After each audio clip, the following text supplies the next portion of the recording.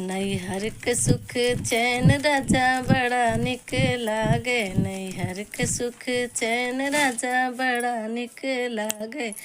तोहार लगे मम्मी हमार लगे सासू। तोहार लगे मम्मी हमार लगे सासू। लालन के लगे दादी राजा बड़ा बुरा लागे। लालन के लगे दादी राजा बड़ा बुरा लागे। नैहर के सुख चैन राजा बड़ा निक लागे। नैहर के सुख चैन राजा बड़ा निक लागे। तोहार लगे सासू हमार लगे मम्मी। तोहार लगे सासू हमार लगे मम्मी। लालन के लगे नानी राजा बड़ा निक लागे। लालन के लगे नानी राजा बड़ा निक लागे। नैहर के सुख चैन राजा बड़ा निक लागे। नैहर के सुख चैन राजा बड़ा निक लागे।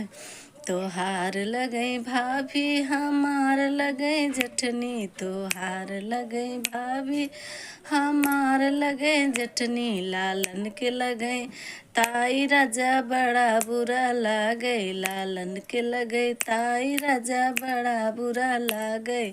नैहर के सुख चैन राजा बड़ा निक लागे। नैहर के सुख चैन राजा बड़ा बुरा लागे।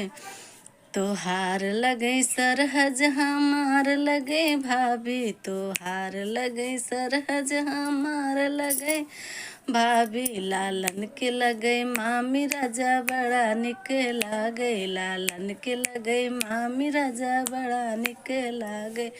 नैहर के सुख चैन राजा बड़ा निक लागे। नैहर के सुख चैन राजा बड़ा निक लागे। तोहार लगे बहिन हमार लगे ननदी। तोहार लगे बहिन हमार लगे ननदी। लालन के लगे बुआ राजा बड़ा बुरा लागे। लालन के लगे बुआ राजा बड़ा बुरा लागे। नैहर के सुख चैन राजा बड़ा निक लागे। नैहर के सुख चैन राजा बड़ा निक लागे।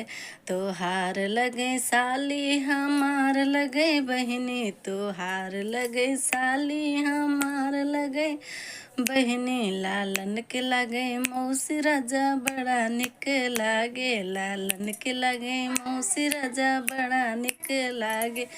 नैहर के सुख चैन राजा बड़ा निक लागे।